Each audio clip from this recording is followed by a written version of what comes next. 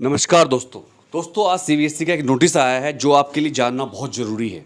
और एग्ज़ाम जानकारी के माध्यम से मैं हमेशा कोशिश करता हूं कि आपको एक ऑथेंटिक और बिल्कुल बढ़िया न्यूज़ दिया जाए जो आपके काम की चीज़ें हों और कोई भी फेक या कोई मिसगाइडिंग न्यूज़ आपको ना मिले।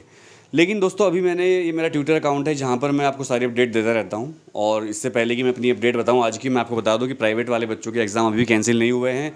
इवन कोर्ट सुनवाई भी नहीं कर रहा है जो प्लिया दाखिल करी गई थी, तो उसके लिए प्लीज़ प्रयास करिए।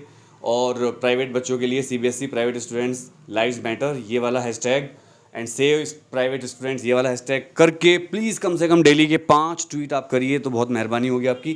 फ़िलहाल मैंने ट्वीट किया थोड़ी देर पहले ही, 12 मिनट हो गए करे हुए। हालांकि न्यूज़ काफ़ी पहले आ गया था, बट मैं वीडियो नहीं अभी दे रहा हूँ आपको क्योंकि मैं सारा समझ रहा था इसको क्या है। ये नोटिस है और जहाँ तक मुझे उम्मीद है नोटिस आपको दिखेगा नहीं क्योंकि बोर्ड की लाइटिंग का चक्कर होता है। लेकिन मैं आपको बता दूं ये जो नोटिस है किस बारे में। देखिए सीबीएसई का नोटिस है आज का ही, अब आपको थोड़ा दिख रहा होगा शायद। और अगर मैं थोड़ा कैमरे को जूम करूं इसके ऊपर तो आपको दिखेगा। सीबीएसई ने आज 2 बड़ी बातें कही हैं रिजल्ट तैयार करने के बारे में। सीबीएसई ने कहा है, और ये जो लेटर है सीबीएसई का, ये लेटर का नंबर है 12/2021 और 30/6/2021 का लेटर है एक्चुअल में। और सीबीएसई ने इस लेटर को प्रिंसिपल और डायरेक्टर्स को भेजा है स्कूलों के। और सब्जेक्ट है subject change case close 14 and absent in class 12 regarding. मतलब इस वीडियो में आपको बताऊंगा कि जब 12th का रिजल्ट बनाया जाएगा तो 2 तरह के बच्चों का क्या होगा। नंबर 1, जिन्होंने अपने सब्जेक्ट चेंज कर लिए, 11वीं में कोई सब्जेक्ट लिया था 12वीं में कुछ और ले लिया। नंबर 2, जिन्होंने अपने 12वीं के वो ही नहीं दिए, जो इंटरनल असेसमेंट हुए थे वो दिए ही नहीं।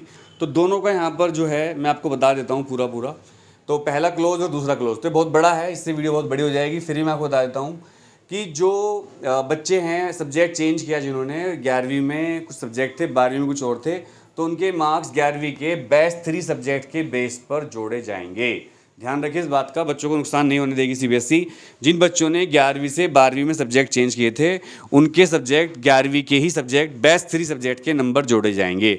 The school will do assessment of these subjects of class 11 by using the average of best 3 subjects from the subjects actually studied in class 11th। यानी कि सीबीएसई रिजल्ट को रियल बनाने के लिए बहुत ज़्यादा कोशिश कर रहा है। कल ये ना कोई कह दे कि रिजल्ट फर्जी बनाया गया है।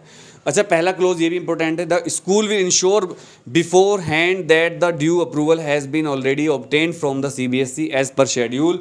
No fresh approval request will be entertain. मतलब उन्हीं बच्चों की बात मानी जाएगी जिन्होंने पहले से सीबीएसई से अप्रूवल ले लिया था सब्जेक्ट चेंज करने के लिए। बाद में कोई नहीं कह सकता कि मेरे सब्जेक्ट चेंज हो गए हैं।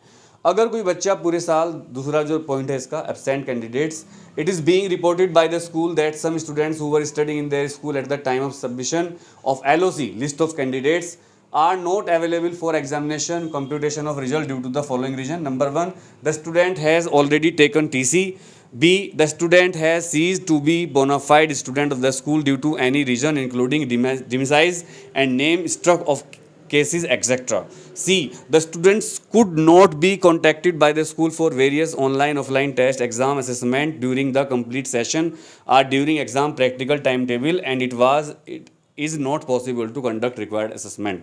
तो इन्होंने कहा कि अगर कोई बच्चा अपसेंट रहा है किसी भी टेस्ट में किसी वजह से, चाहे ऑनलाइन ऑफलाइन हो, तो आप उसके रिजल्ट में अपसेंट लिखोगे और 0 मार्क्स नहीं दोगे।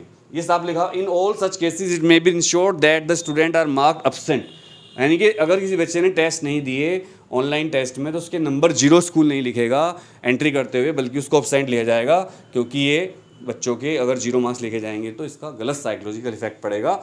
डॉक्टर संयम भारद्वाज जी हैं और ये जो लेटर मैंने लिया है सीबीएसई वेबसाइट से लिया है, तो इस पर आप ट्रस्ट कर सकते हैं।